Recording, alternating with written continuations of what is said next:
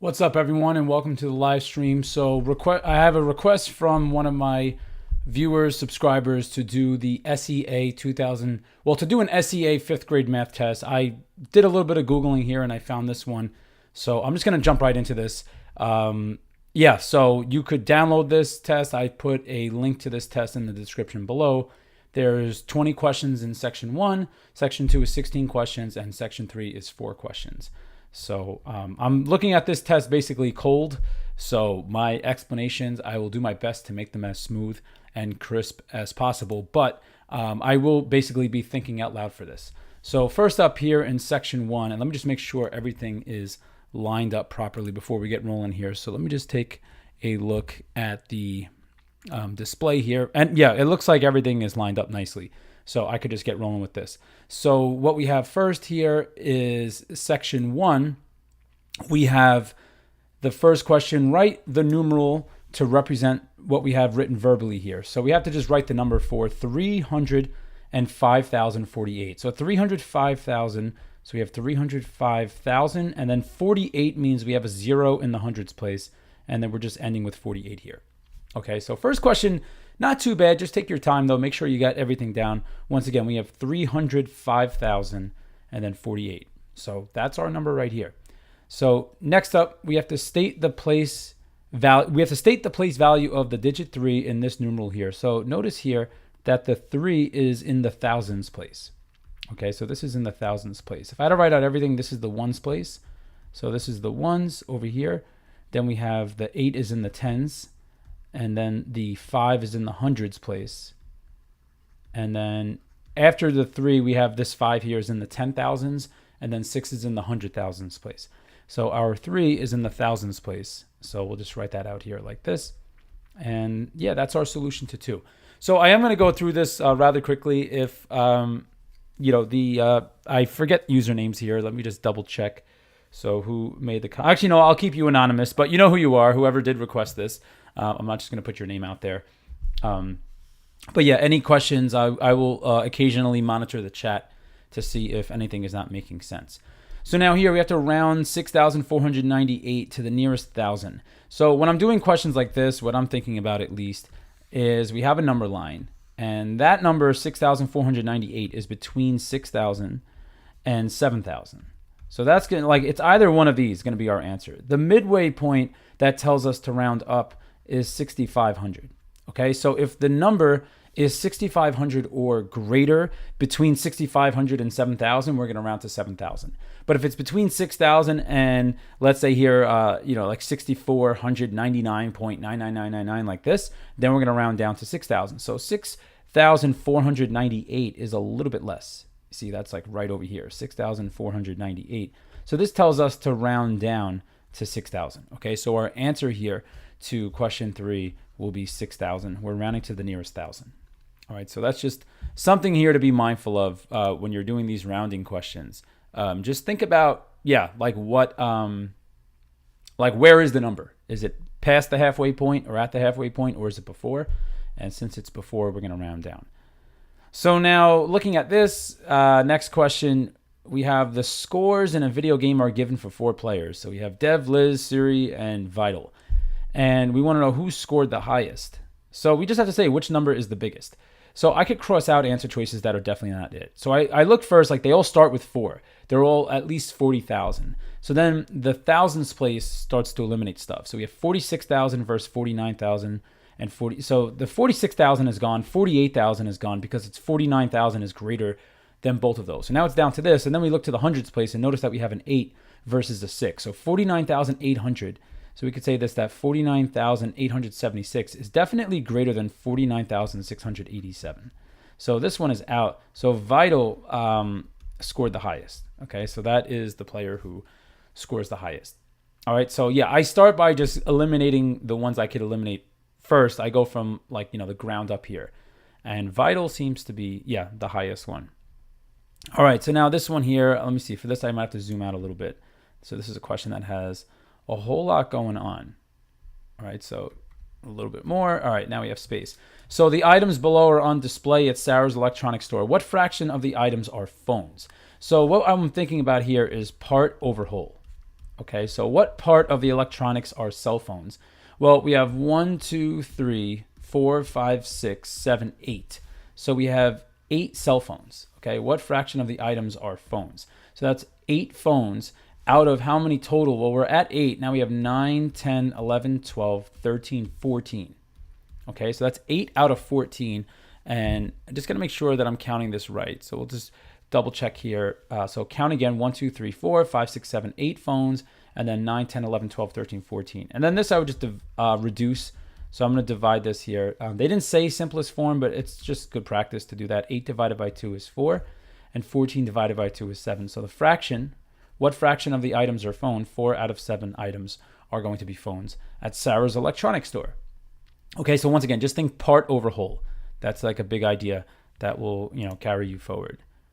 All right, so number 6, looking at this, I'm going to do this without algebra. Okay, this is technically I guess a pre-algebra test. So 1/5 of Gail's allowance is $30. Calculate Gail's total allowance. So if you think of 1/5, I think of in terms of a pie chart like this. So, or the pie diagram, whatever. I forget the names for the fraction diagram. So 1, 2, 3, 4, 5. Okay, so let's just say here that's 5 equal pieces. But 1/5 is $30. But that would mean that each of these, like 1/5 are $30. So this is just looking at this here. 1/5 of Gail's allowance is that's a pretty nice allowance. I'm just pointing that out here. I hope someday my kids don't want an allowance of $150. I mean, I don't know what the time period is, but that seems to be a lot of money. I don't know, but it is 2023. So 1/5 of the allowance is $30. So then I would just do $30 times 5, and that would tell me the total allowance. So 5 times 0 is 0, and 5 times 3 is 15. So $150 is the allowance. That is a pretty nice allowance. Okay, so moving on here. Now we move on to question 7. So we have to place these numbers on the number line. So noticing right away, we have 0.95. This is less than 1, which means like this number is to the left of 1. Okay, so when I'm placing these on the number line, 0.95 has to go here. And now when you're looking at like which number goes next, 1.25, like these two numbers, if we compare these two, is less than 1.70. Okay, just imagine you had 125, that's less than 170. So that's how I know 1.25 is going to be to the left. So 1.25 would go here, and then 1.70 would go here, closer to 2. Okay, so that's just, your number sense is a very, very, very important skill. So just make sure you're good with that. Okay, express the shaded area as a decimal, which represents part of the whole. Remember, it's part over whole. That's the theme for fractions that you want to think about, and also for percents when you get to percents. So express the shaded area. So how many shaded parts are there? There's 1, 2, 3, 4 shaded parts. Okay, so there's 4 shaded parts. So that's the part over how many in total? There's 1, 2, 3, 4, 5, 6, 7, 8 parts in total. All right, and they're all equal parts. And then just reduce this. Okay, divide the top and bottom by 4, and the fraction here is going to be 1/2. Okay, but they said express the shaded area as a decimal. So depending on how comfortable you are, if you just know that 0.5 is the same thing as a half, then great. If you don't know that 0.5 is the same thing as 5/10, it's 5/10, and that also reduces to a half. Okay, so when you want to turn this to a decimal, you could just multiply the top and bottom here by 5. And if you multiply the top and bottom by 5, that's going to give you 5/10, which is 0.5. Okay, so the decimal here was the $1 million phrase. Make sure that you're writing it as a decimal. All right, moving on here to question 9. So we have Natalie has 7 bills in her pocket. And let me just check the, okay. So just scanning something here to see how many people we have live right now. But no comments yet, but it's all right. I'm doing this once again because I didn't really have a ton of time to edit this video. So I'm just going to do it live here. And so hopefully this will flow nicely. So Natalie has 7 bills in her pocket. So these are the 7 bills. Total value of $48. Write the missing values in the 2 bills above. Okay, so think about what Natalie has right now. So far, Natalie has, I'll write this off to the side, 25, 1, 1, 1. So if we add this up, 0 plus 5 plus 1 plus 1 plus 1 is 8. and then a 2 comes down. So now the total is 48. So right now, Natalie, we know, has $28. So we would do 48 minus 28. And that's going to give us 8 minus 8 is 0. 4 minus 2 is 2. So the value of the two bills here has to make 20. So just think of your typical, value of your dollars. You're going to have, $1 bill. So let me just make that nicer. $1 bill, you'll have a $5 bill, $10 bill, and then a $20 bill. So we have to just think about this very carefully. We have to make $20 with two bills. Now, one of them couldn't be 20, okay? This would be wrong because then we would have, you can't have a $0 bill, okay? So the $20 bill is out. Now, if you look here, a $10 bill, if you make both of them 10 plus 10 is 20, this is the one that works, okay? And this is the only possibility that works because let's say you did a $5 bill. The problem with this is then you don't have a $15 bill to make $20. Okay, and same thing with a 1. If you put a 1 here, you don't have a $19 bill to make 20. So that's why it has to be 10 and 10. All right, so 10 and 10 is the answer to question 9. All right, so next up for question 10, we have Miss Tang bought 4 sets of donuts. Okay, so Miss Tang bought 4 sets of donuts given here. She created a package of treats using 2/3 of a set. How many packages did she create using all 4 sets? So for this one, there's a few different ways you could do this, but you could just think there's 4 sets, and Miss Tang is dividing the 4 sets into groups of 2/3. Okay, so if you just know how to do 4 divided by 2/3, I like the mnemonic keep, change, flip. When you're dividing by a fraction, you keep the first thing, so we keep 4. We change the operation to multiplication, and then we flip the fraction to 3/2. And now you could call this 4/1, and there's a few ways you could go forward with this, but a reliable way is just to do 4 times 3 is 12, and then divide by 1 times 2 is 2, and then 12 divided by 2 is equal to 6. Okay, so 6 sets of treats here. So that's your best way to do it. Otherwise, if you just visualize 2/3, you see how every 2/3 is 6 donuts? So you're basically making groups of 6 donuts. You could go 6, so that's 1, 2, 3, 4, and then you have 5. So that's another group of 6, and then 6 like this. Okay, so that's another way of seeing it. You could just draw it out, but I like to just do it straightforward like this. So that is 6 packages. So let's just make sure we actually write the answer, 6 packages. And let's make sure, the other ones we have the answer there. Okay, moving on here to question 11. So Betty's weight is 46,000 grams. What is her weight in kilograms? Well, you have to know that 1,000 grams is equal to 1 kilogram. So if you want to go from kilograms to grams, if you want to go from grams to kilograms, you're going to take the 46,000 grams and you're going to divide it by 1,000. Okay, and that'll tell you how many kilograms you have. So one way of recognizing it is that when you're talking about kilograms, it's always way less than grams. So if you're like, wait, do I multiply by 1,000 or divide by 1,000? You want to divide, because when you're going from grams to kilograms, it's going to be a smaller number.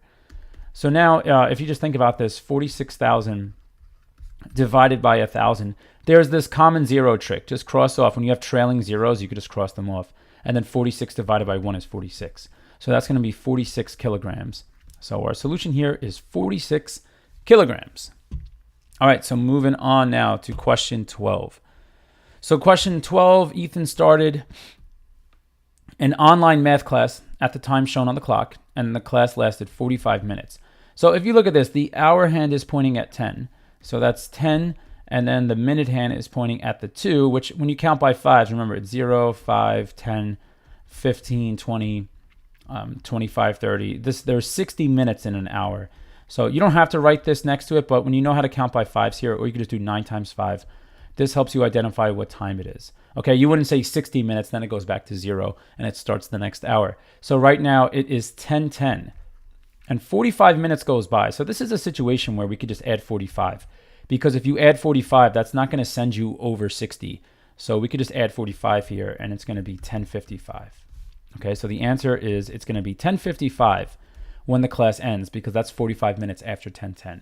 Another way of doing this, if you want to use the clock, is you could count 45 minutes. If you go halfway, that's 30. So you could just go kind of like cut the clock in half like this, and see that by the time you get to the 8, that's 30 minutes that went by. So 30 minutes goes by, and then you count by 5s. You go 35, 40, Let me just draw this a little bit neater. So we're going to go 45 minutes. So we're at 30. We go 35, 40, and then 45. And notice that brings us to 55. So that would be 10:55. Our solution here is good. Okay, so convert 2.5 hours to minutes. So I'm sorry, not 2.5, 2 1/5 hours to minutes. So this just know is the same thing as 2 plus 1/5 hours. Okay, mixed numbers you could always split up with addition like this. So just know 1 hour is equal to 60 minutes.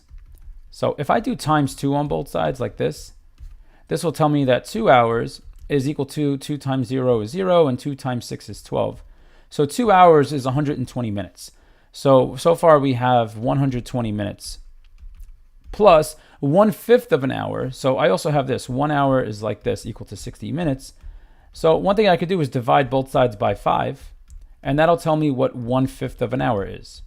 Okay, because 1/5 is the same thing as dividing by 5. And 60 divided by 5 is 12. So that'd be 12 minutes. So it's 120 minutes plus 12 minutes.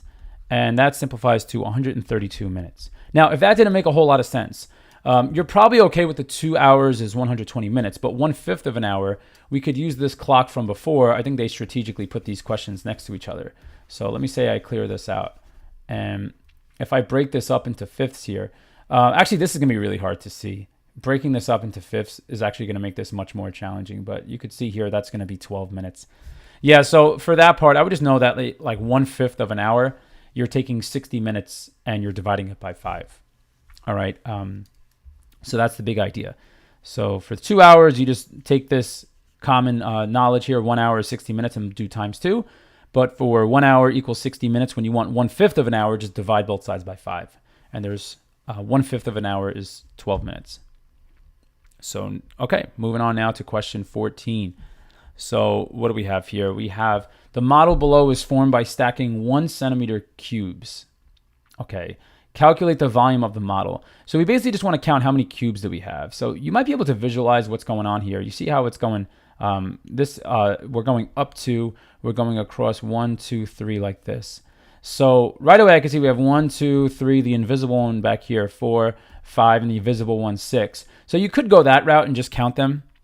Okay, that's one approach to doing this. And then you could count these. We have 1 invisible, 2, 3, 4. So far we have 10, so we have 11 total. But that might be a little bit tricky to see. So let me see if I could explain this in another way that will make more sense. So I think if you do this in layers, you see how the top layer and bottom layer match. The top layer, there's 1, 2, 3, 4, 5. So the bottom layer also has the same amount. So far we have 5 times 2. But then we also have this lone one in front.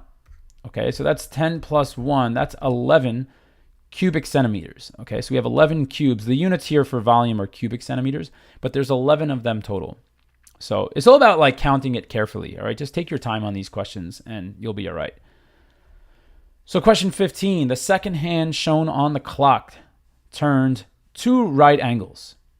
Okay, so 2 right angles. A right angle is 90 degrees. So 90 degrees plus 90 degrees, that's 180 degrees, which is half of a circle.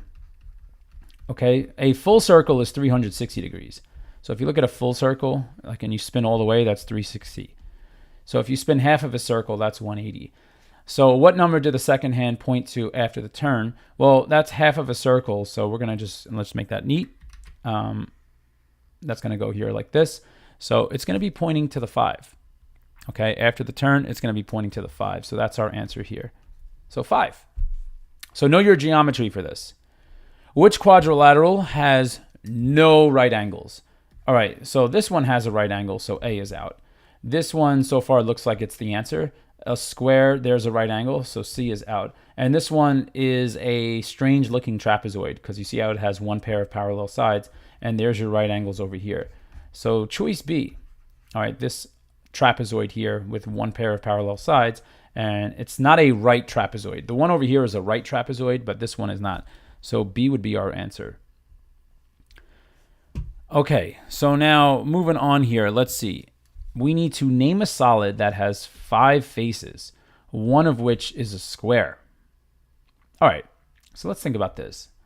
It's a solid. All right, so that means I'm thinking it's 3D. So don't look for a 2-dimensional shape. So let's say the bottom is a square, like this. how many different shapes could we make? Well, notice a square has 4 sides, so the other faces could be going up this way, but which kind? Let's just see. Oh, well, you know what? Yeah, we can't do squares going up, because if we had squares, it's tempting to think of a cube, but a cube has 6 faces. All right, so they have to be like able to be angled at each other. So how about a pyramid? Yeah, pyramid works. All right, let me just draw that a little neater. So if we did a pyramid, so coming up like this, I'm still struggling here. So 1, 2, 3. All right, so if I draw these lines in here. Okay, see how it's like like the front, the back, the left, the right, and the bottom.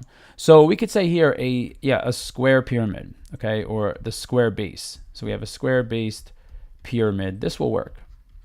Okay, or you could just say a square pyramid. That should be fine too. All right, cool.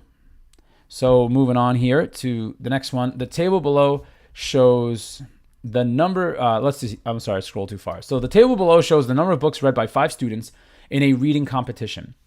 Complete the table to show how many books Varsha read if 73 books were read altogether. Okay, so we have to do subtraction here. We're doing 73 minus however many books have been read so far, because you see how we only have one missing entry. So we have 15, 17, 13, 12. So just add carefully. So we have 3 plus 2 is 5, 5 plus 5 is 10, and 10 plus 7 is 17. Carry the 1, and then 1, 2, 3, 4, 5. So 57 so far. So we're going to subtract 57 here. And we can't do 3 minus 7. We have to borrow. Make this a 13, and 13 minus 7 is 6. 6 minus 5 is 1. So the missing value here has to be 16. Okay, so 16 books is our solution. So a nice subtraction word problem here. What is the mode? All right, for the following set of scores. Mode is the one that shows up. I actually wrote the word twice. Mode is the one that shows up most frequently. Okay, so which number appears the most? All right, so this is like more of like an eye exam for me. So look at 41 is jumping out at me. Let's see. There's how many 41s? 41 shows up 1, 2, 3, 4. Can anything beat that? Let's see. 35. How many times does 35 show up? Once. So you're out. 46. Do you show up more than once? Is there only 146? I think so.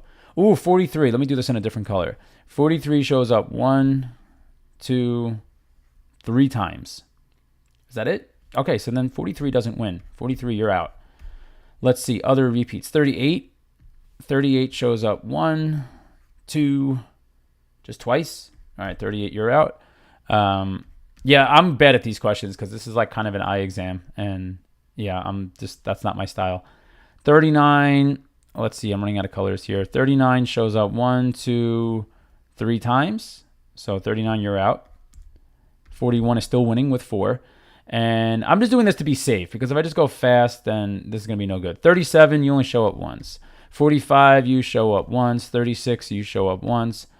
43. Oh, wait a minute. 43 shows up. Hang on a sec. See, that's why I don't like these questions.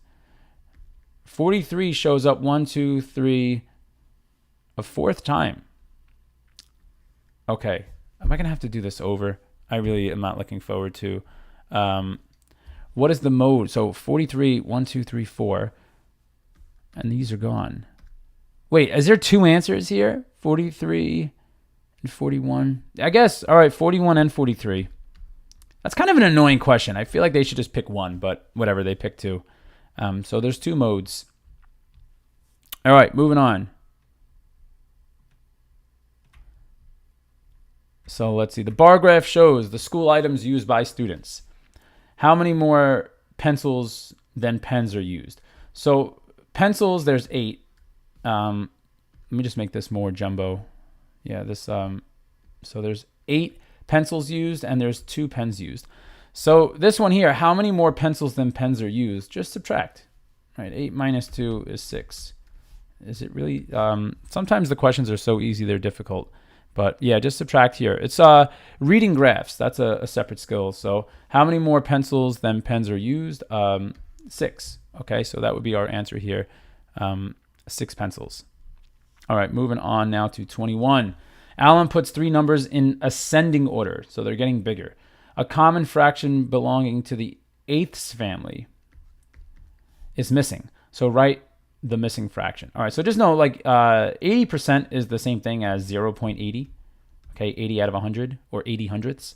So we need one that belongs to the eighths family.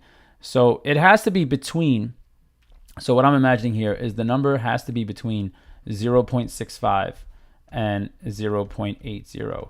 So let's think of the eighths family. So it's bigger than a half. So let me start at 4 over 8. All right, and then I'll go, to 5 over 8, 6 over 8, 7 over 8, and so on like this. So just looking at this, if you know how to write these as decimals, that would be especially helpful. So 4 over 8 reduces to 0.5, which would not go here. Okay, 4 eighths is no good because it's less than 0.65. It has to be bigger than that. 5 eighths, if you know it's 0.625, then great. But let's pretend we don't know that. 6 over 8, though, if you reduces to 3/4, and 3/4 is 0.75. That is definitely between these two.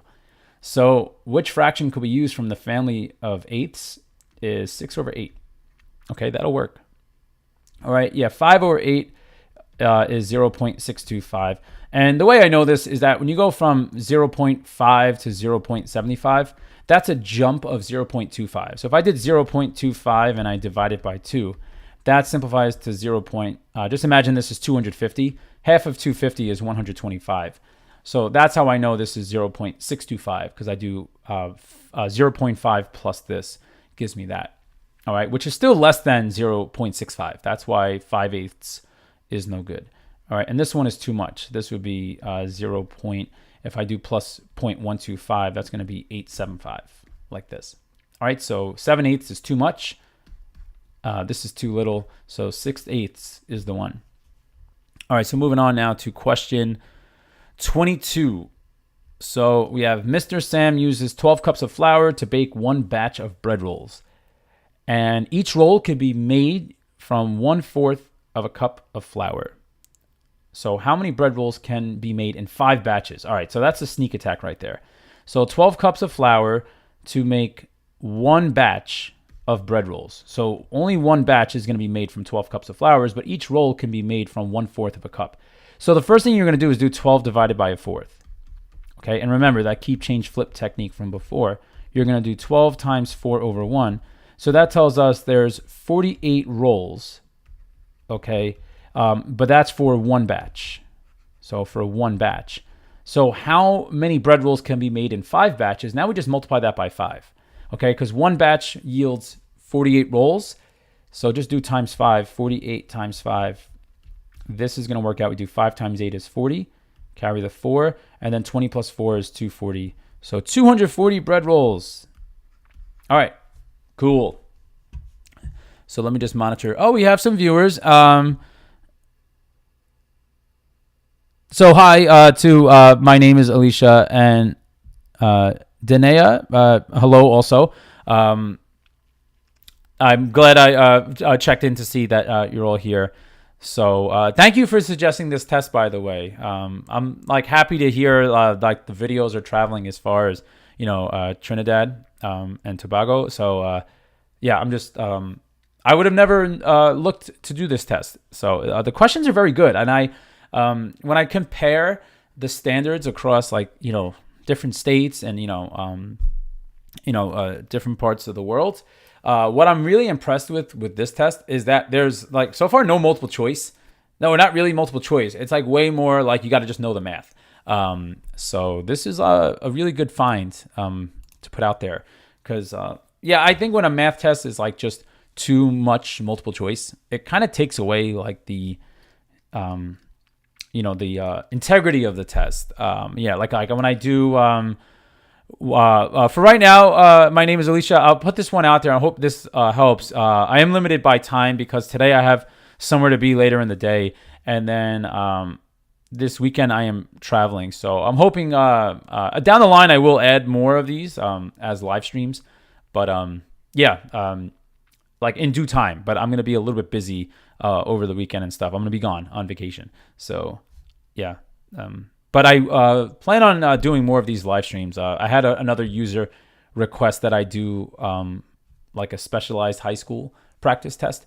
So I plan on doing that as well. There's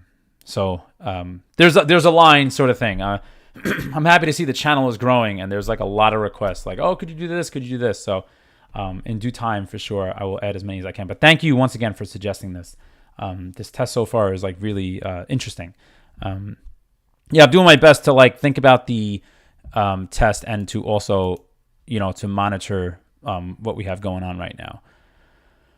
Okay, so coming back to the test here. So how to do this without like heavy algebra. So when 4 times a number is added to 25, the answer is the difference between 50 and 675. All right. So let's think about this. For one, let's find the difference between these two. So if you subtract those, now you're going to have 625. So now think about it. When 4 times the number is added to 25. So it's kind of hard to do this without algebra, but like let's say the number is x. So I have 4 times the number, so 4 times x is added to 25. The answer is the difference between 50 and 675 was 625. So you could just kind of reverse engineer things. You say, okay, 4 times the number is added to 25. The answer is this. So I could start by taking 25 away from that difference. I could take 25 away, and now I have 4 times the number is equal to 600. So if I want to find the number, I could just do 600 divided by 4. And now 4 goes into 6 once. I'll do it the long way. 1 times 4 is 4. Subtract, you get a 2. Carry down the 0. So carrying down this 0. 4 goes into 25 times. 5 times 4 is 20. So it goes in evenly. We bring down this 0. And 4 goes into 0 times. So it divides evenly. 150 is the mystery number. Okay, and you could even run it back to check. So now this one, which 2 square numbers sum up to 100? I could zoom back in a little bit. So here, if you think of the square numbers, I think 1 times 1 is 1. So that's 1 squared. And then you have 2 squared. 2 times 2 is 4. You have 3 squared is 9.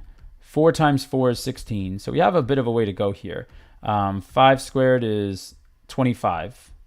And then I'll write the rest of them over here. 6 squared is 36. 7 squared is 49. 8 squared is 64. 9 squared is 81. And 10 squared, let me just make that neater. 10 squared is 100. So I know I could eliminate here like answers, like numbers that won't work. So which 2 square numbers? This can't be it because that's too much. 81, there is no 19. So this isn't going to work. 49, there's no 51.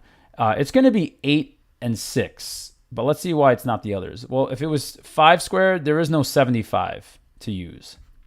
There's no 80, like 16 plus 84 is 100, so there's nothing for that. There's no 91 perfect square, so that's out. So it has to be 6 and 8. Okay, so 6 and 8 are the winners. All right, so let's see. Moving on now to question 25.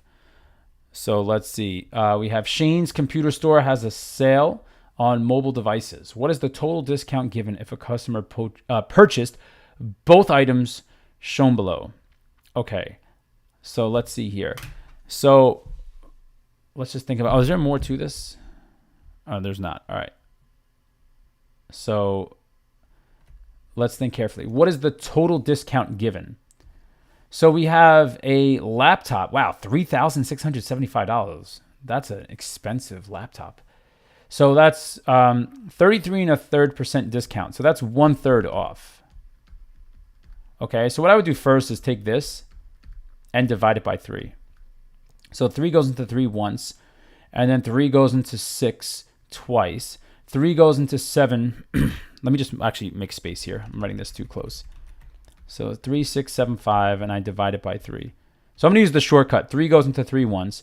3 goes into 6 twice. 3 goes into 7 twice with the remainder of 1, because 3 times 2 is 6. It's 1 away from 7. And then 3 goes into 15 5 times. So that's a savings of $12.25. And now 20% off of the tablet, which is also very expensive. 20% is 20 out of 100. And if you divide the top and bottom by 20, this simplifies to 1/5. Okay, so they're taking a fifth off. So I would take $15.75 and I would divide it by 5, and that's how much is being subtracted. So 5 goes into 15 3 times. 5 goes into 7 once with the remainder of 2. And then 5 goes into 25 5 times. So the savings here is 315. So now just add your savings together. So you're saving 1225 and you're saving 315. So add those, you get 10, carry the 1, you get a 4, 5, 1. 1540 is your savings. Okay, so that is your total savings. Very nice. Yeah, that's a tricky question. This is surprising that this is a 5th grade. Hey, you're going to do a live stream for the August geometry regions. So Naz, when I come back, I'm going on vacation, coming back Tuesday. When is the geometry regions? Let me just check. August regions schedule. Let me see. So August, there is, geometry's on. Yes, I can do a live stream for geometry. Sure. I will commit to it. I will do a live stream for geometry. Why not? I know there's a lot. I've been getting a lot of views on my geometry regions exam video, especially the June one that I just put out. So for sure, why not do one? Because it's a hard regions, and I know a lot of people didn't pass. So I will be doing that. All right, so moving on here, question 26. On Monday, 400 students, let me just make sure, got everything lined up here. So moving on, question 26. So you have, let me just make sure I got this. Okay, we're all good now. Let me zoom back in, because yes, it's tricky. I got to zoom in and out for these questions because some of them are giant, take up a lot of space, and some are short, space or a small space. So on Monday, 400 students were present at Mountain View Primary School. By lunchtime, 40% of the students fell ill and returned home. That's scary. The number of girls who remained was 4 times the number of boys. How many boys remained after lunch? All right, so first off, I would take 40% of 400. Okay, so if you look at 400, and there's a few ways you could do this, but you could do 400 times 40%. But just know 40% is equal to 40 out of 100. So if I multiply by 40 out of 100, a nice little trick is to divide these two. Okay, I'm going to divide these two like this. And I say 40 divided by 100 is 4. Okay, so this simplifies here to 4 like this. And then I'm doing 4 times 40. And what I'm thinking about, okay, after I do this is 40 times 4. I'm just doing 4 times 4 is 16, and then a 0 shows up. So that's 160 people that left. So how many people are still there? Well, if I subtract 160, so here I got to borrow, make this a 10, then I got to borrow here, make that a 9. Actually, no, wait, I lied. I spoke too soon. 0 minus 0 is 0. Then I borrow 3, 10 minus 6 is 4, 3 minus 1 is 2. So there's 240 people left. Okay, but the number of girls who remained was 4 times the number of boys. Okay, so I'm trying to think of how to do this with ratios. Well, let's think of it like this. That's breaking this up into 5s. So if we think about this, if there's 4 times as many girls as boys left, that means like if the fraction is going to be in terms of fifths. So I want you to think of it like this. Okay, so there's girl, girl, girl, girl, boy. Okay, so out of the 240 left, there's 4 times as many girls as boys. So I would just take this and divide by 5. 240 divided by 5, and I'll do this off to the side. 240 divided by 5. 5 goes into 24 4 times. I have a remainder of 4, and then 5 goes into 48 times. So there's 48 boys.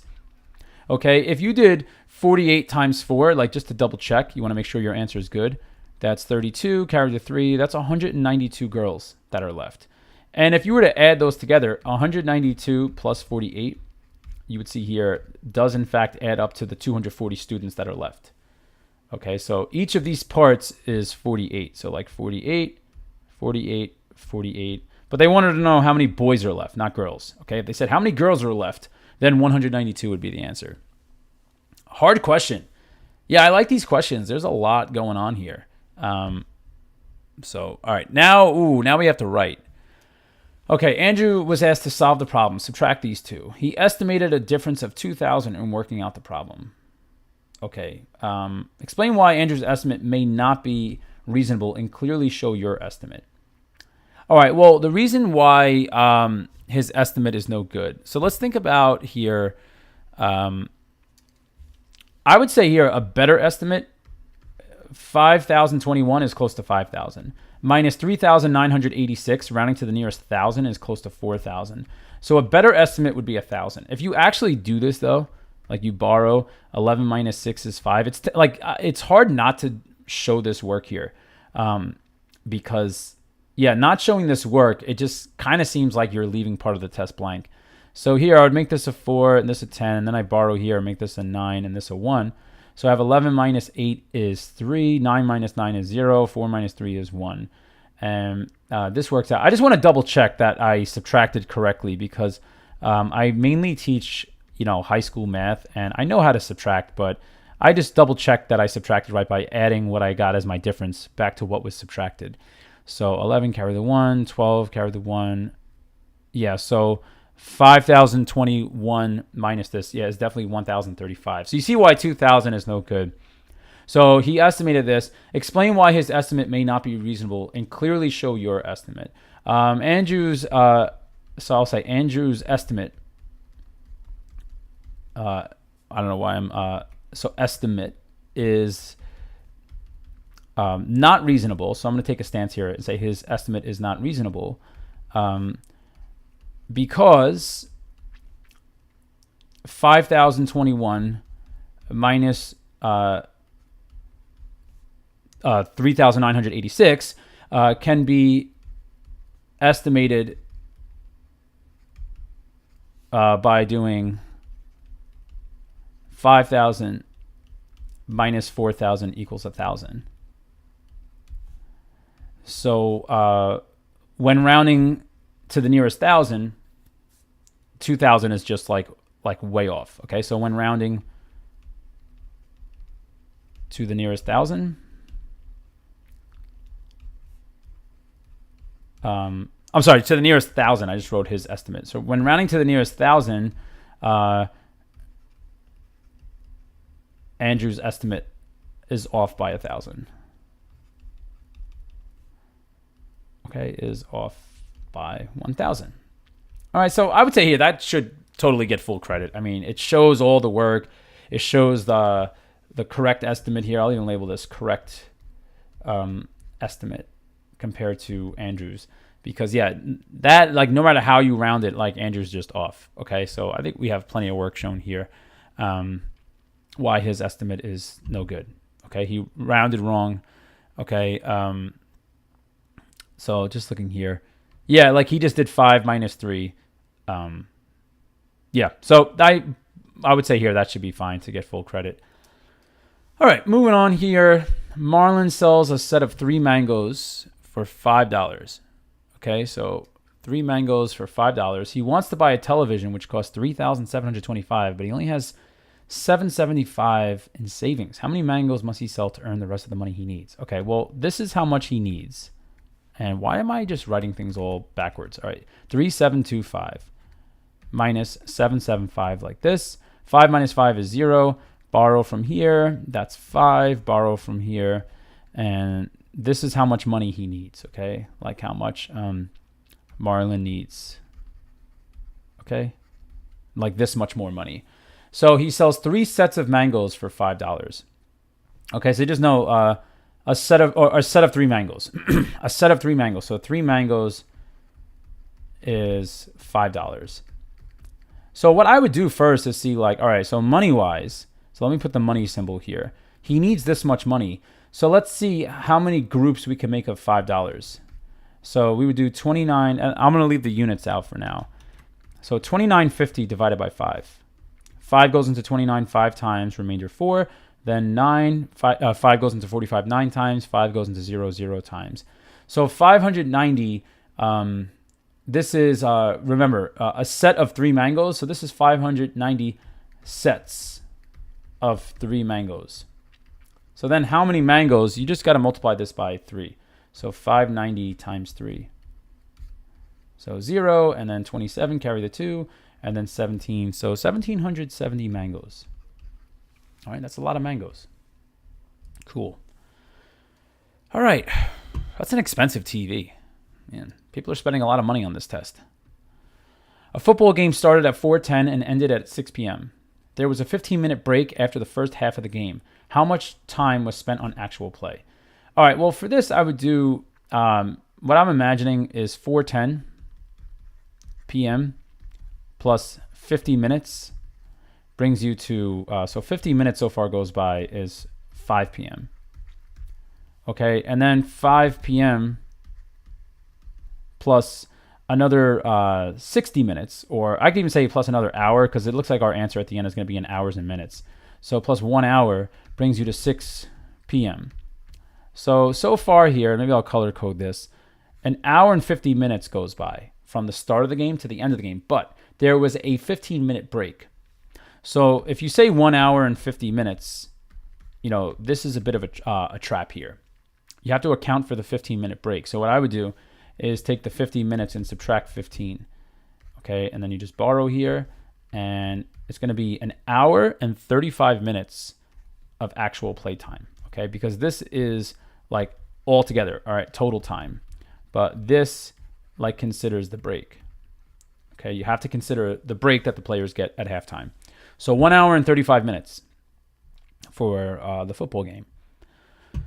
So Josh parked 147 centimeters away from a fire hydrant. Okay, so 147 centimeters away from a fire hydrant. How much further should Josh move if he must park 2 meters away from the fire hydrant? Okay, so what we need to know here is that 1 meter is equal to 100 centimeters. Okay, so there's Josh, and here's the fire hydrant. He's 147 centimeters away. And let me move this over so we have space. So this is where Josh actually is. How much further should Josh move if he must park 2 meters? Well, 2 meters would be 200 centimeters. Okay, so this one, we have to think here, he would have to move the car back, all right, too close. So the car would have to move here to a total distance of 200 centimeters. So to find out, like, what's the missing distance here, how much further, like, that's the question mark. That's what we're looking for. We could just subtract 200 centimeters minus 147 centimeters. So then this, we just do the subtraction here. So let's see, we're going to have, this is 10, and we borrow to make 9. 10 minus 7 is 3. 9 minus 4 is 5. That's 53 centimeters. But notice, oh no, it's in meters. So 53 centimeters, if you want to convert 53 centimeters back to meters, then you're going to take the 53 and divide by 100, okay? Because remember, 1 meter is 100 centimeters. So when you want to go from centimeters to meters, you just take this number and divide it by 100. So we divide by 100, and then 53 over 100, I could say here as a fraction. Do they want us to write it as a decimal or fraction? I'll write it as a decimal. 53 over 100, 53 hundredths is 0.53. Okay? So nice question. Yeah, these questions are definitely a little bit tricky. All right, let's see. So let me move this back. Yeah, so now we're getting to the harder questions. All right, these ones here are definitely like more critical thinking. So question 31, moving on. So what we have is the measure 2 meters and 50 centimeters is put into the number machine below.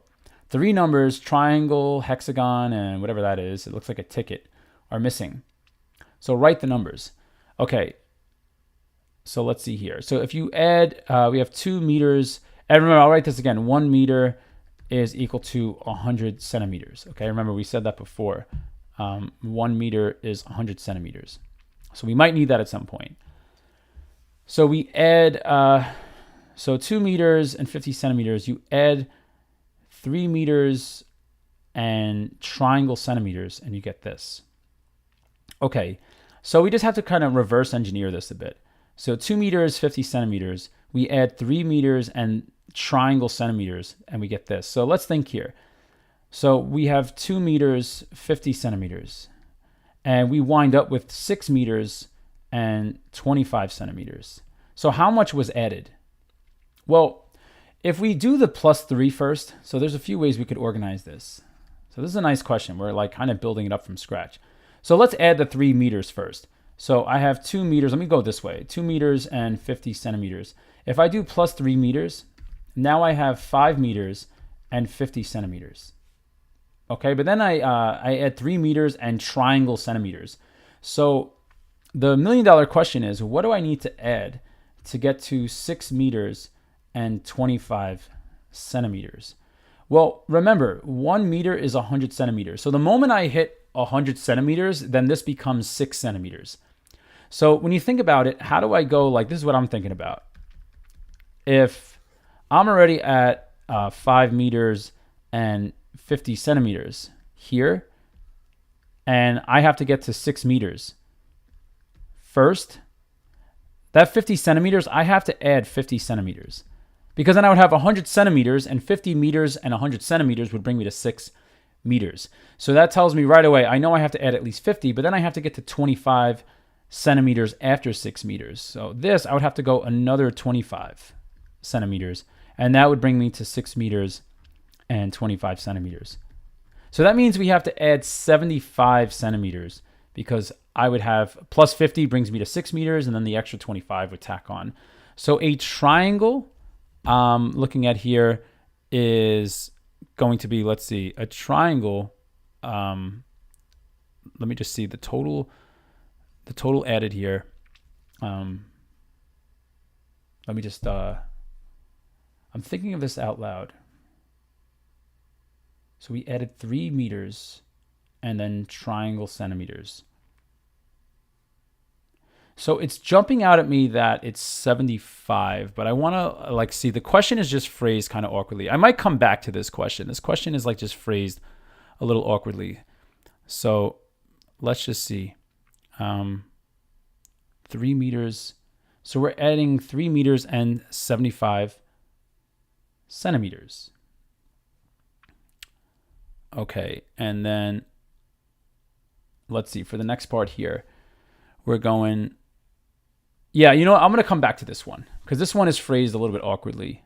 So this one I will come back to because I'm scanning at the, the answer key on the side just to see.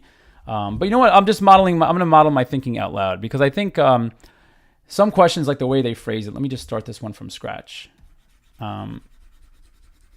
Maybe I'm misinterpreting like what they're actually asking here. So let's see. So the measure 2 meter 50 centimeters is put in the number machine. 3 numbers are missing. So triangle, hexagon, yeah. So write the missing numbers. So you put it in the machine and it adds 3 meters and triangle centimeters. Yeah, that seemed like, yeah, I'm going to come back to this one because if this were an actual test, I would save the most annoying question for last. Like realistically, like how am I thinking about this? I'm saving the most annoying questions for last. Okay, so that's, yeah, something to think about. Oh, let's see. Oh, hang on 1 second. I'm going to have to pause the live stream for 1 second.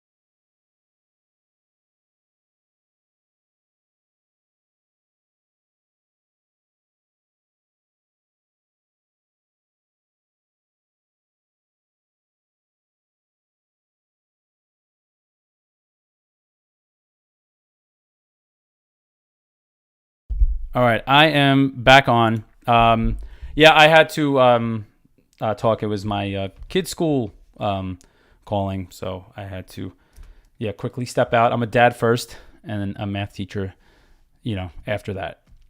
All right, so 31. I like 31. It's definitely annoying me, but I'm gonna model as if this were an actual test that a question that's like awkwardly phrased. I would. But maybe I'll read through something real quick and see, what the deal is here. So, I kind of just had tunnel vision for a second, but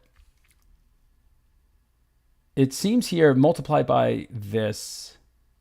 So the hexagon looks like it's times 3. Like I'm just looking at each of these and. Yeah, triangle was. I mean, I think I had the right idea. Why is that? Like, I don't know why I'm second guessing myself. But 2 meters going to 3 meters and add 3 meters and triangle centimeters. I want to say the triangle centimeters is 75. I don't know why I'm getting. Triangle is 3 meters.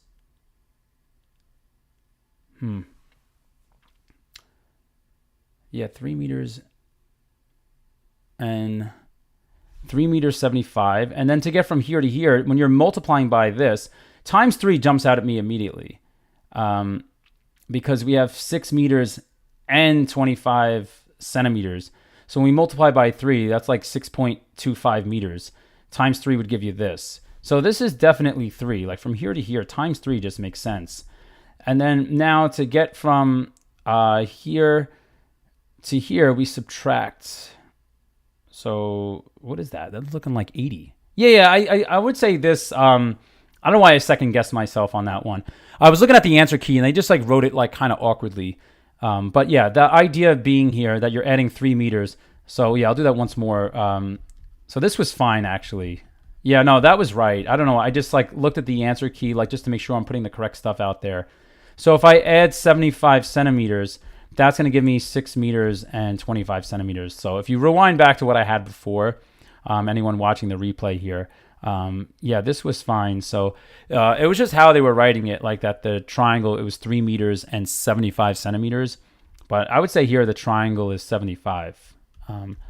Because we're adding 3 meters and 75 centimeters. And then here, if you're going from 18 meters and 75 centimeters to this, to ultimately 17 meters and 95 centimeters. Remember, the magic number is like 1 meter is 100 centimeters. So I go minus, like in my head, I'm doing minus 75 centimeters first.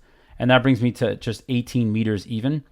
And then if I do this minus 5 more centimeters, so this is like 18 meters and 0 centimeters. If I do minus 5, that brings me to 95 centimeters and 17 meters. So if I do minus 75 minus 5, 75 plus 5 tells me the last one here is 80. Okay, so the value there is 80. So I guess I disagree with how they wrote the answer key. Sometimes when they write the answer key out, it's like a little bit sloppy, but I would say this is 75, 3, and 80 for sure, because it's in front of the units here. Like it's blank centimeters, so that was 75. So we were right the first time. So sorry for the mix-up. And then my kid's school calling definitely threw me off a little bit. So, all right, moving on. So question 32, Kareem has 48 meters of wire to construct fences around 2 square plots of land. The area of the first plot is 4 times the area of the second square plot. Shade the areas on the grids above to represent Kareem's 2 square plots. Okay, so if he has 48 meters of wire and the first plot is a square and the second one is a square. So just think of your square numbers again. So here I would say 1, 4, 9, 16, 25, 36, 49, and so on. But he has 48 in total of meters though. So we have to take this and build it into squares. So let's think of 1, 2, 3, 4, 5, 6, 7. And that also we could think about perimeters here. So what I want to think about here, let me just verify something here. We got 1, 2, 3. So 1, 2, 3, 4, 5, 6, 7, 8. Okay, and then so this one, it'll take a little bit to build up. So this one, the area of the first is 4 times the other. So I guess you could do this by trial and error. Like if you think here, like, all right, 4 square units versus 1. But like that's not the answer. Okay, this one here is not the answer because this isn't enough. This is like 1, 2, 3, 4, 5, 6, 7, 8. And then plus 4, we have 48 meters of wire, so that's not enough. So we got to make this bigger. So then let's say instead of doing a 2 by 2 and a 1 by 1, let's say we go out to let's go to this. So 1, 2. So maybe this one will work. So this is 4 by 4, and if we look here, this is a area of 16 square meters. And then if we want 1/4 of that, that would be this. But the problem with this one also doesn't work because that would be, let's just see here, 4 times 4, 8. Oh, this is a perimeter equals area in terms of its like numerical value. So that would be 16 plus, these are all 2s. So 16 plus 8 is 24. We're short. Okay, we don't have enough. So now, like that's just the process here. Like, all right, we got to use more wire. So then let's try 8. Okay, so if we go across 8 here, so let's go 1, 2, 3, 4, 5, 6, 7, 8. And now we go 1, 2, 3, 4, 5, 6, 7, 8 like this. So this amount. Okay, now we have 8 by 8. So 8 meters by 8 meters. So the area on the inside, 8 times 8 is 64. So we have 64 squares on the inside. And the perimeter would be 8 meters times 4, which is 32 meters. Okay, but 1/4 of this would be 16. Okay, if you did 64, the area divided by 4, that's 16. So that would be a 4 by 4. So that would be like this. Okay, and now let's hope here that it totals up to 48 meters of wire. So that's 4 meters all around. So that, 4 times 4 is 16. So we have 16 square meters on the inside. And then the perimeter here is equal to, you could even just add up 4 plus 4 plus 4, add it to itself 4 times, you get 16 meters. And then check it out. What do we have? 32 meters plus 16 meters gives you the total amount of wire, 48 meters. Okay, so that would be your correct setup here. So shade the area. Oh yeah, I guess you could shade these into, like you just do this, and then same thing for the other one. Okay, so shade it. Oh, let's do it in red. So it is color coded. All right, so there it is. Nice. All right, so we're making decent progress here. Complete the symmetrical shape on the grid below using the line of symmetry. So with the line of symmetry, this one's like kind of awkward because we got to like turn our head here. Is we want to imagine here, like if I could actually move this. So let me just take a screenshot of this. I'll show you what I mean. I would think of this, turning it this way. So like if I actually had a test paper in front of me, the line of symmetry is easier to look at when it's vertical. So you could kind of see like what's missing here. So this is good. This is good. This one is missing though. So, oh yeah, let me just actually switch this back to, let me just see. Why is this not? Give me one. Oh, there we go. All right, now we're good. So you see how like line of symmetry wise, like this piece is something that should be shaded. Okay, so that's this one here should be shaded. All right, but then this piece, like this piece here would also need to be shaded. And that would, is this good enough? Let's see. So we would continue this one over here. See how it corresponds to this one. So I would actually turn my paper, I would rotate it so I could see and then say, all right, now everything's symmetric. Okay, everything's complete. The symmetry has been completed. So shade those two and you're good. I guess those are 2 points total, so 1 each for shading the squares. All right, let me check the chat here. Oh, all right. So yeah, my name is Alicia. Thank you for sticking around and watching the stream. Okay, so triangle ABC is a right-angled isosceles triangle whose angle B is equal to angle C. Complete the drawing on the grid below to represent triangle ABC. All right, so this one, I would say probably trial and error. So wherever point C is, like let's say here, I don't know why this is like potentially jumping out at me, but this is like probably not it. Like I just like kind of play around with this and like erase that. Let's say C was over here. This is not necessarily it. Maybe I just got like lucky just looking at this. That what you would want is, one thing you need to know about isosceles triangles is that not only are two sides equal, but the angles opposite are equal. So this is, let's see, 1, 2, 3, 4, 5. So let's see, 1, 2, not 3, 1, 2, 3, 4. Actually, this would probably be better. Okay. But let's think about how we would do this with 5th grade math. Okay, this one is definitely better.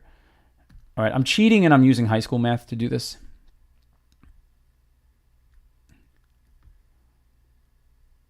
Okay, so C, this would be the best location because then maybe you get a ruler or something, but 1, 2, 3, 4, 5. And this line here is also 5 units long. The way I know this is I'm cheating and I'm using Pythagorean theorem.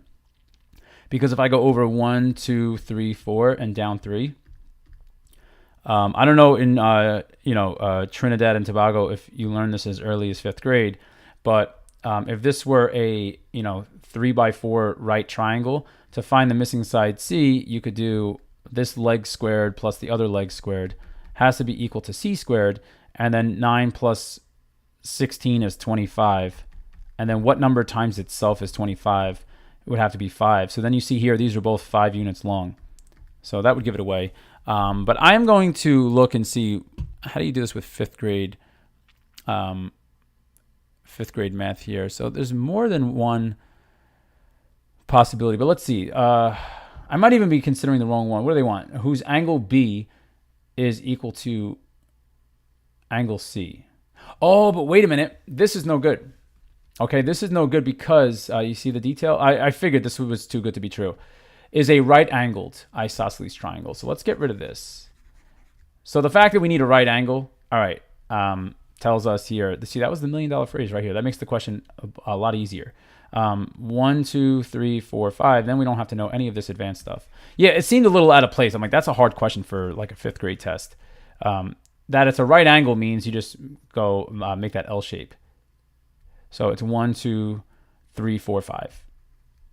Okay, this works. Yeah, because there was more than one answer if they just said isosceles, but this would be it. Okay, so cool.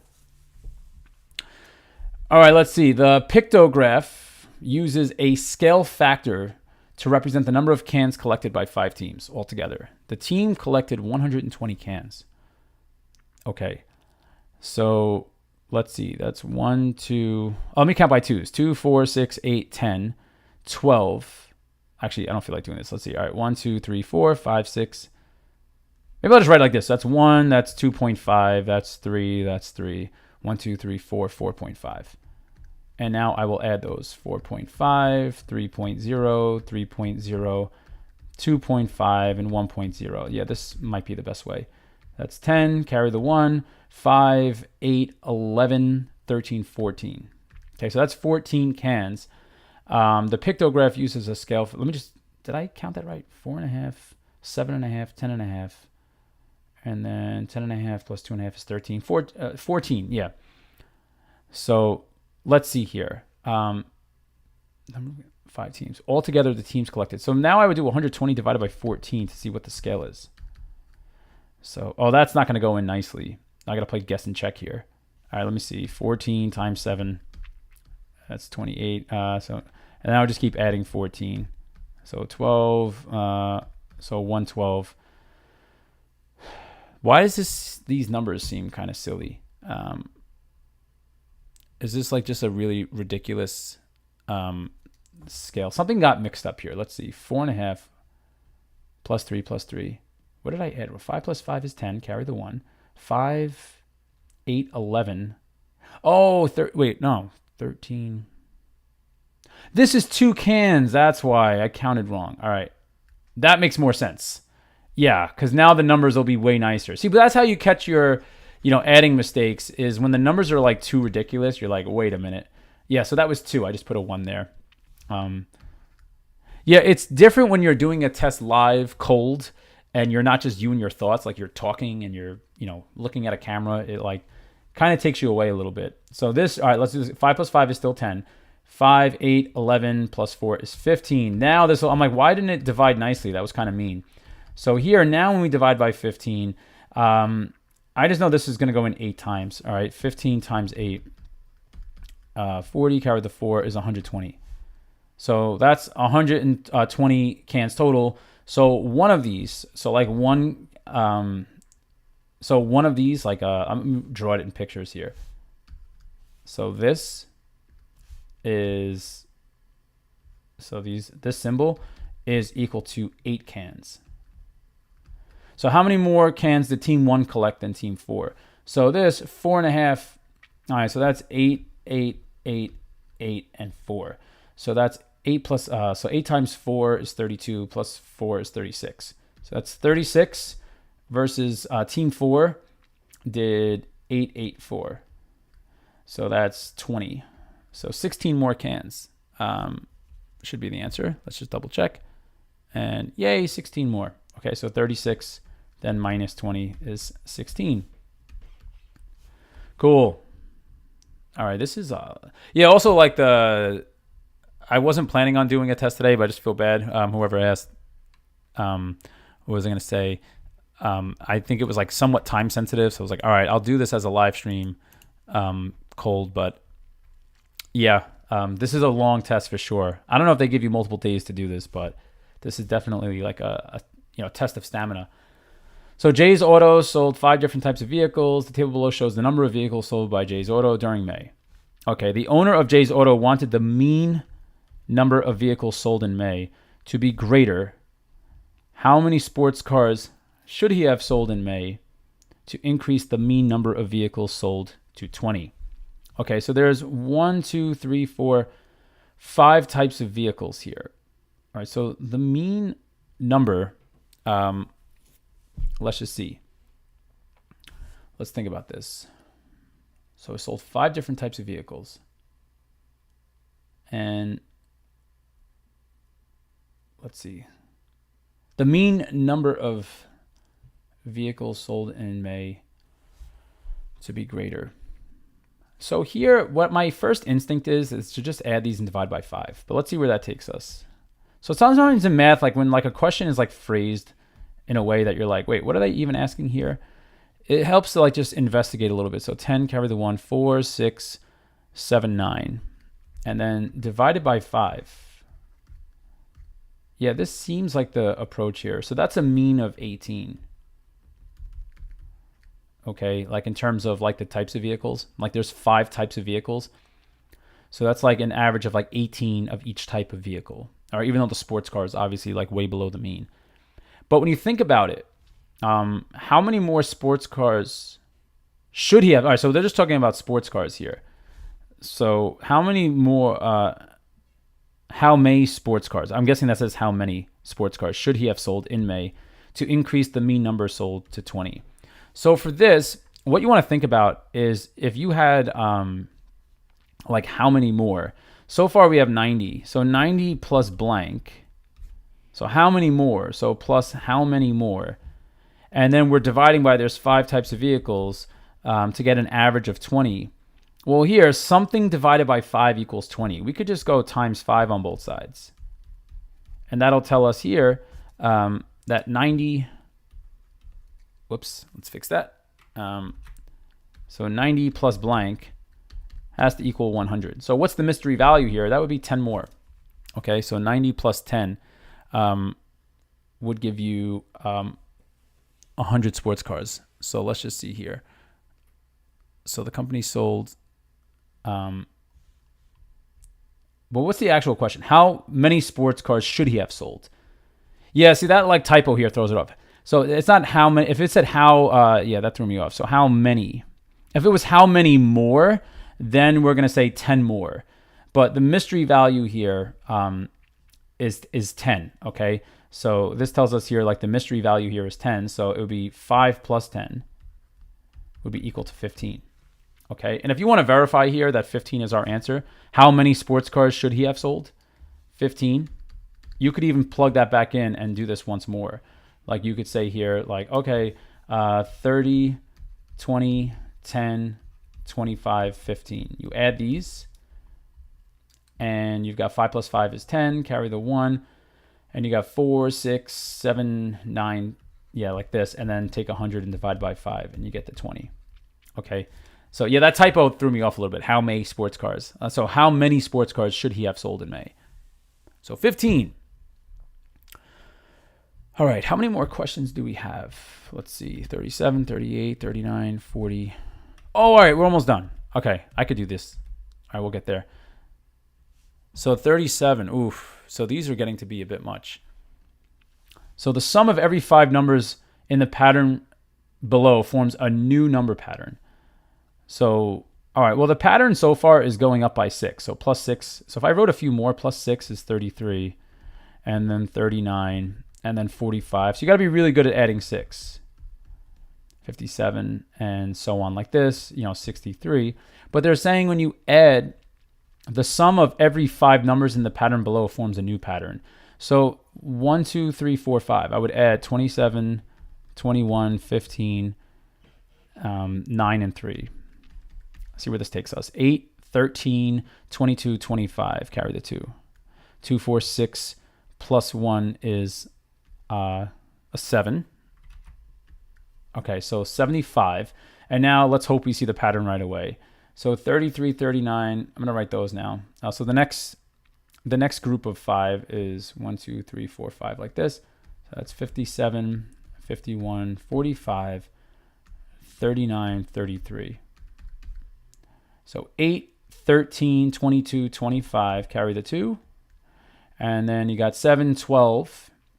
And then 12 plus 4 is 16, plus 6 is 22. So what is the new pattern here? I'll do one more to be safe, but maybe it's going up by 150. Okay, so let's see. One more. So now 63 will continue. Keep adding 6. So then you got 69, plus 6 is 75, then 81, then 80 plus 6 is 87, and then plus another 6 is 93. So then the next 5 numbers, 1, 2, 3, 4, 5. You'd be adding 87, 81, 75, 69, 63. So add those, and we should see the pattern after this. 8, 13, 22, 25. Carry the 2. 10, 18, 25, plus 6 is 31, and then 37. All right, so there it is. It looks like the pattern is, it increases by 150. Because I can see here, like, 150 plus 75 is going to give you 225. And if I do another 150, 375. So yes, so this new pattern here, if we look at the new list, the new pattern is, so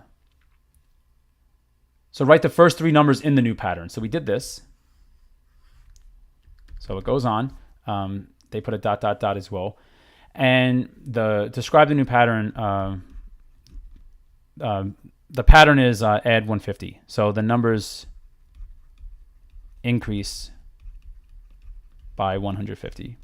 All right, that should be good. Let me check the answer key. Yeah, you're increasing by 150. Okay, cool. So, all right, question 38. The average mass of 4 solids is 1.5 kilograms. So I'm just going to say here, like A plus B plus C plus D divided by 4. The average mass of those 4 is 1.5 kilograms. So if I multiply both sides by 4, A plus B plus C plus D, 1.5 times 4 is 6. Okay? So that, if you want to do on the side, you can just do times 4, carry the 2, and it's 6.0. Okay, so 6. And now they tell us the average mass of solid A and B is 1.6. So that means, like this part here, A plus B, the average of 2 of those is 1.6 kilograms. So if we do times 2 for this, that means A plus B is 3.2 kilograms. Okay, so these two together make 3.2 kilograms. And now, what this tells us though is this is like the total mass is 6, and the mass of just A and B is 3.2. So that's going to be helpful. The mass of solid C is 3 times the mass of solid D. So now if you think about what's left, if you do 6, let me do a different color here. So 6 kilograms, and let me make it like a 0.0, minus 3.2 kilograms. We'll tell you 5, 1, so there's 2.8 kilograms left. That is the mass of these two. Okay, 2.8 kilograms together. But if we think about this, they're telling us here, this is an important detail. The mass of solid C is 3 times the mass of solid D. So that means like if we look at this in terms of like that pie chart, and let's not write in highlighter. And that means here, think about that one more time. The mass of solid C is 3 times the mass of solid D. So out of the remaining amount, C is 3 times as much as D. So if the total here is 2.8 and we break it into 4, what I'm going to do now is I'm going to write, 2.8 kilograms divided by 4. And this I know is 0.7 kilograms. What I'm doing in my head is I'm just imagining here like 28 divided by 4 is 7. So if I do 2.8 divided by 4, it's 0.7. All right, so that means like each part is 0.7. So 0.7, 0.7, 0.7, 0.7. Okay, so what is the mass of solid C and solid D in terms of grams? Okay, so the mass of solid C, so I guess they just want us to write these out. But in terms of grams is also important. So remember, once again, 1 kilogram is equal to 1,000 grams. So for this one, what we're going to find here is solid D is 0.7 kilograms. So D is 0.7 kilograms. And if you think here, if you were to do solid C is 3 of those, like 0.7 plus 0.7 plus 0.7, C is 0.21 kilograms. Let me actually move that over so it doesn't collide with what we have over there. So C is 0.21 kilograms, but we want to express it in grams. So if we want to go from kilograms to grams, multiply by 1,000. So here I would say that, and I'll write this over here in this section.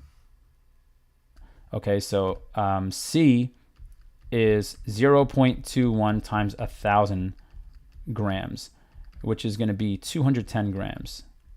Okay, how I'm doing that in my head, I'll put that over here. But when you do 0.21 times 1,000, what I'm imagining here is I have like 0.21 and a bunch of zeros. I move the decimal 1, 2, 3 spaces. So that's why I get 210 grams. And then D would be 0.7 times 1,000.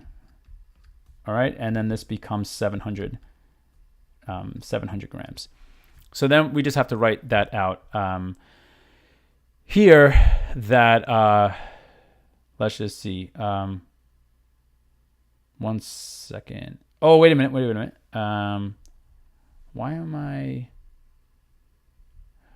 did I write 200? Oh, I didn't move it 3, 1, 2, 3. 1 second. Something is a little off. What did I? Give me 1 minute, because this is 2,800 grams.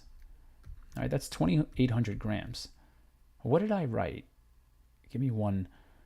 0.7. Oh, because it's 700, but there's 3 of those. Okay, so C is this is all right. So 0.7 times 3. That was where things got mixed up. So 0.7 times 3. Yeah, so I always check at the end to make sure. I need to get 2,800, and that doesn't make 2,800. That's why my alarm bells went off. So let me just fix this part. C was 0.7 times 3 kilograms. But 0.7, like if you add it to itself 3 times, I'll just do that over here. That's 21 carry the 2. That's 2.1, not 0.21. So C is 0.21 kilograms. I'm sorry, I just wrote it again. Yeah, I'm like starting to burn out here. All right, so 2.1. So let me just fix that. That's 2.1. But that's why I always check my answer at the end. I'm like, wait a minute, something seems off here.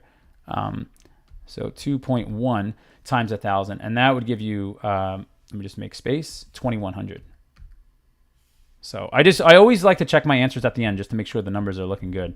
But yeah, like one little slip up like that. So here, what do they want us to write? What is the mass of solid C? So so solid C is equal to 2100 grams, and solid D is 700 grams.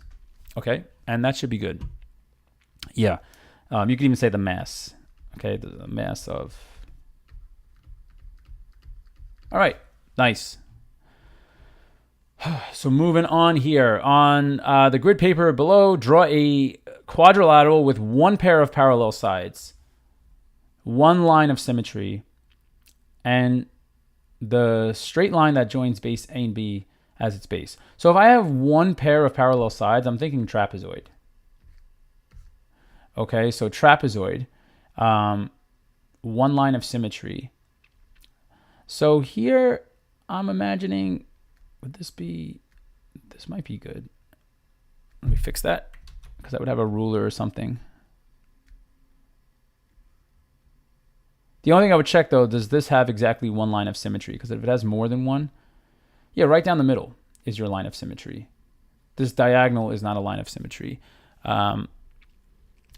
So draw the quadrilateral, one line of symmetry, and the straight line that joins A and B as its base. So complete the drawing using the straight line that joins A and B as the line of symmetry. All right, so here, now I'll just, I'll draw this down the middle. Now I could do that a little better. Yeah, that's better. Okay, so there's our line of symmetry. So complete the drawing using the straight line that joins A and B as a line of symmetry, and describe how the completed shape in terms of its angle, sides. All right, so this is just the phrasing here is a little awkward here. Now let me just think, what is it asking? So that gets it started. So on the grid paper below, draw the quadrilateral with one pair of parallel sides, one line of symmetry, and the straight line. Okay, so complete the drawing using the straight line that joins A and B as a line of symmetry, and describe the completed plane shape in terms of its angle, sides, and line of symmetry. So I think what we have to do from here, let's see, 1, 2, is now we want to continue this. So 1.5, so maybe here like this, and then 1.5, half, and a 1 like this. So here, now we connect this. Okay, so we actually draw it in like this. And complete the drawing using the straight line that joins A and B as the line of symmetry. So we have to like reflect it over that line of symmetry. So now complete the drawing using the straight line that joins A and B as the line of symmetry, and describe the completed shape, the completed plane shape in terms of its angles, sides, and lines of symmetry. So let's see here. So now the shape here has 6 sides. So we have a hexagon. And what we could say about this hexagon is that it has 2 lines of symmetry, the one that we drew originally here, and line AB, and it has 6 sides and 6 angles. So now we just have to write that all out. We could say here, so the plane shape is a hexagon with 6 sides and 6 angles. Okay, it has 2 lines of symmetry.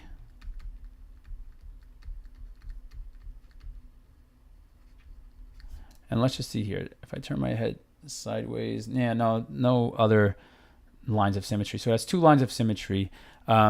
We could say, the segment AB. And let me continue this one. So this one, and I'm going to label this line of symmetry. So segment AB and the line of symmetry I introduced. Okay, and if they want us to make it a line, I'm going to put arrows at the end like this so that it's like technically a line. Okay, and the line of symmetry I drew in. The line of symmetry I drew in. Okay, cool. 40. Last question. Awesome. All right. I'm just glad that we made it this far. So, yes. Oh, my name is Leisha. I believe that I put the link in the description. I hope that it is there. All right. So last question here, and let's see. So we have 5 students ran 60 meters. 5 students ran 60-meter sprint races at Seaview Primary School. The time students took to complete the sprint races are shown in the table below. So there's Troy, Andy, Jesse, Stacy, Chris. Based on the information given in the table above, state 3 reasons. Oh, wow. So this is pretty intense.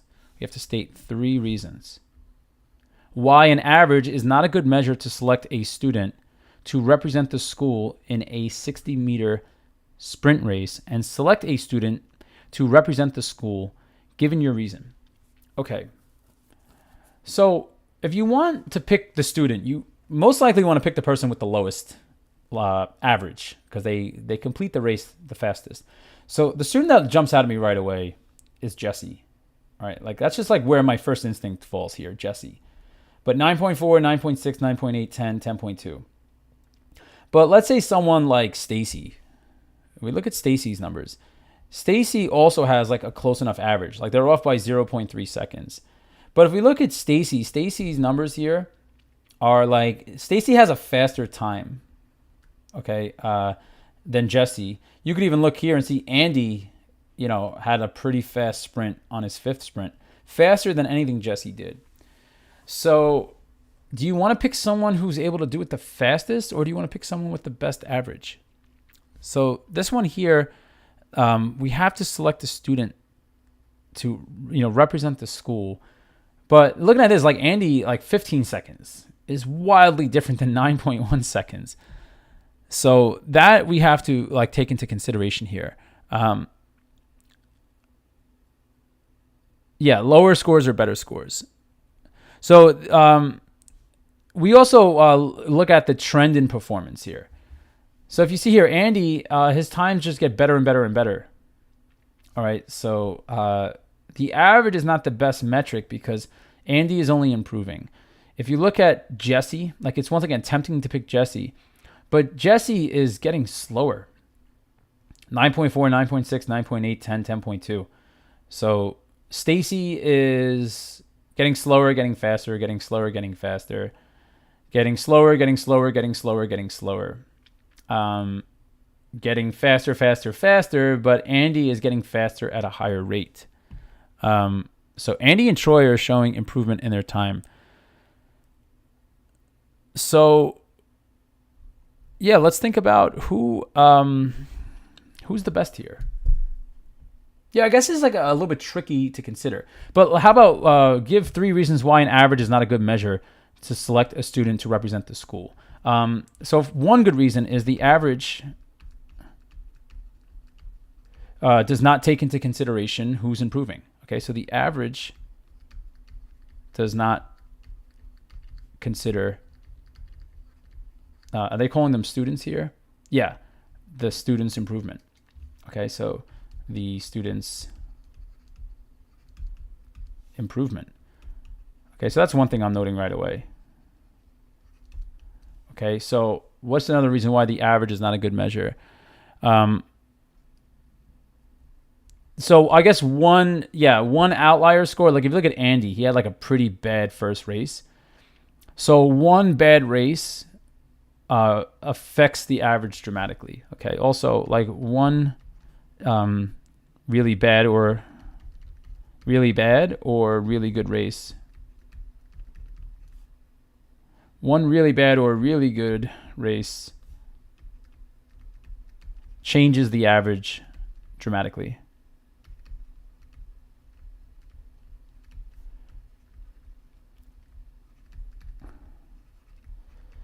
Okay, so numbers aren't everything. All right, like you have to like read between the lines with these. Okay, so let's see. let's see what else next. So if we look here, I'm trying to see what else we could say, because that's 2, but what else could we get out of the average here? It's tough to come up with 3 reasons. 2 would have been like way nicer before we pick a student. But yeah, first glance is like, ooh, lowest average, Jesse. But like, wait a minute, Jesse is getting slower. So like, I don't want Jesse to represent the school. Sorry, Jesse. But maybe here, the average is only good if you're like really close to the average. Okay, if you have a small, like it's called standard deviation. If like your races are close. So like Jesse's average is like pretty close. It's a pretty strong indicator, at least right now with these 5 races. But Jesse seems to be trending slower. Like, I don't know, maybe Jesse's just not, exercising well. Or like over the course of the season, like Jesse's just stopped practicing as aggressively.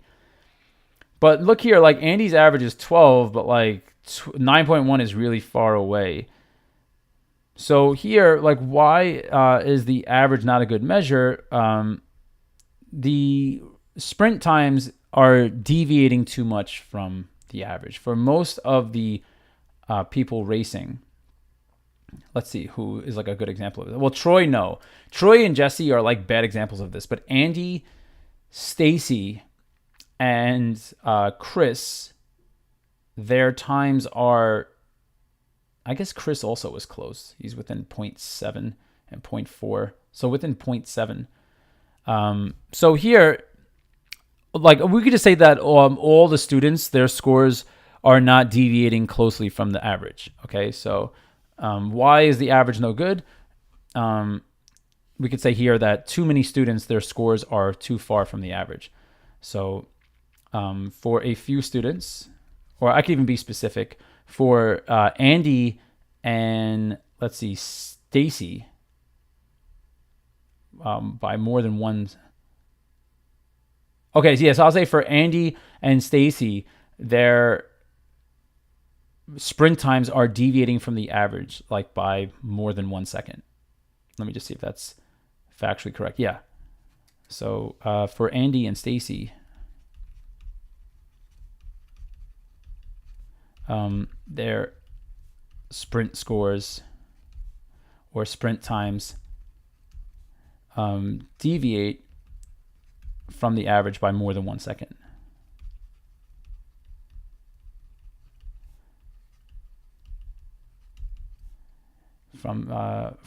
So deviate from the average. Why do I write deviate twice? Deviate from the average by more than 1 second.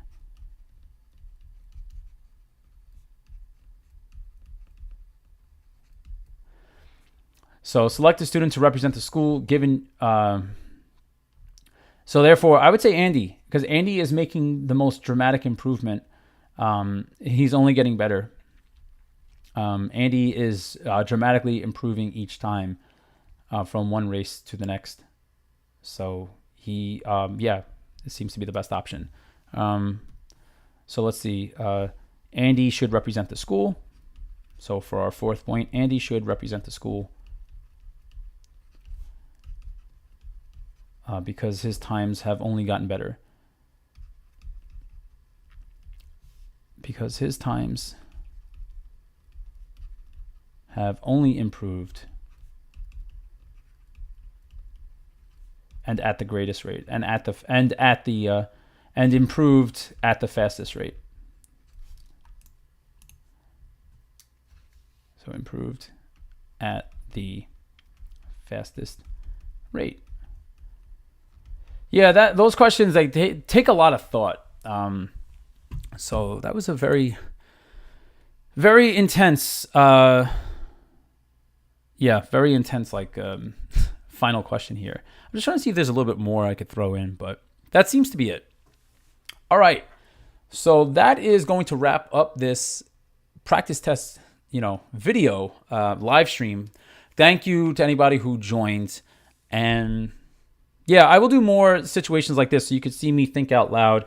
And look, just myself, even though I teach high school level math, and I teach, the hardest math that I teach is AP Calculus BC, which is the equivalent of Calculus 1 and 2. I'm not saying I would take any state or, from any different part of the world, their 5th or 6th or 7th grade math, and I'll just get hundreds on everything. I would have to go through the practice and learn what kind of questions they ask, and get familiar with it.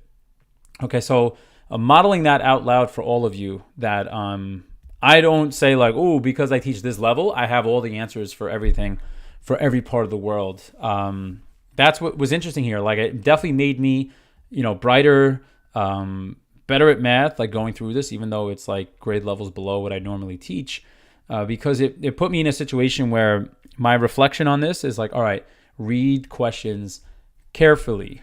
Okay, there were a lot of I gotcha questions where they're like, ooh, like these are the units.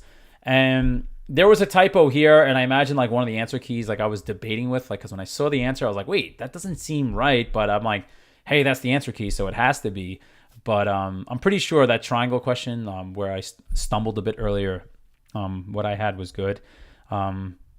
Taking tests live in front of all of you was like, reflecting on that was a bit of a challenge, because I'm talking to the camera, narrating my thoughts, and I'm not just like fully locked into the test. So that's something that like it takes a little bit of time to get used to. Usually when I stream exams, I do them ahead of time in like, the comfort of like being able to do it quietly, and then I jump into it.